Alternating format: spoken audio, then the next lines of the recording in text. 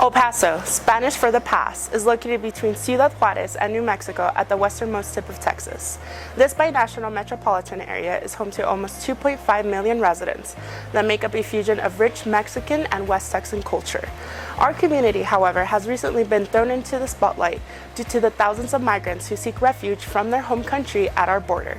In 2019, the number of migrants who sought asylum at the U.S.-Mexico border was 852,000, double of what we saw the previous year.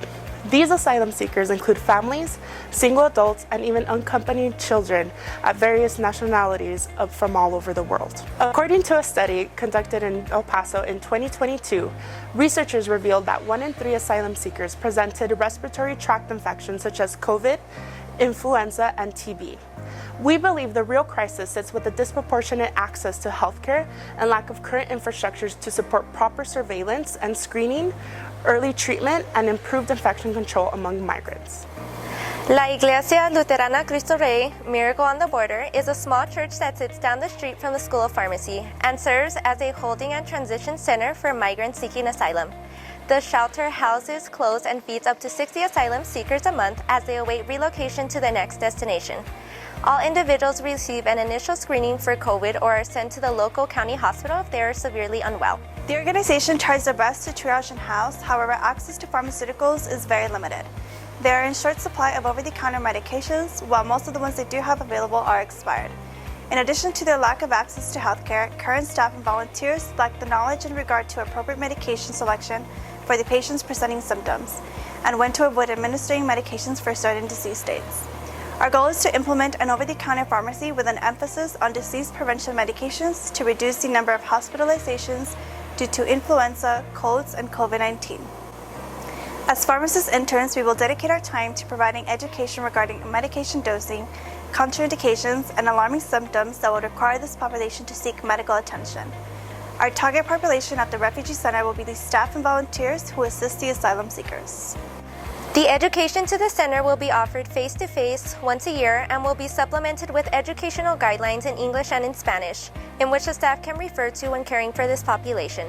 This will benefit the center by allowing the staff to develop and expand their pharmaceutical knowledge so they may take better care of themselves and those at the center.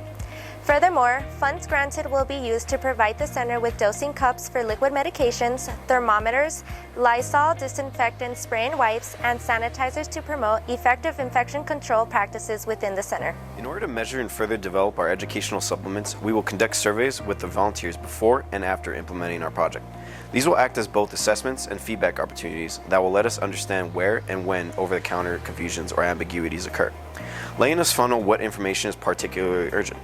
Assessing the decision-making of the volunteers as they receive the supplemental material will allow us to see if treatment decisions have improved in quality and effectiveness.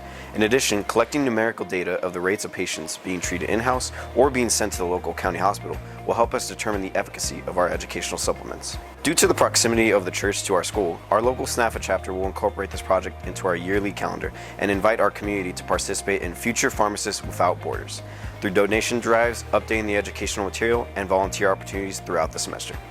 It is our duty as future healthcare providers to honor the oath of the pharmacist, to consider the welfare of humanity and relief of suffering our primary concerns. We are a fusion of cultures, and serving a population with different nationalities should not be a hindrance to providing the care this severely underserved population needs. We have identified and planned a project which will allow us to further honor the oath we took, to embrace and advocate changes that improve patient care. We are the new generation of pharmacists. It is with great diligence that we will persevere in providing care to the underserved.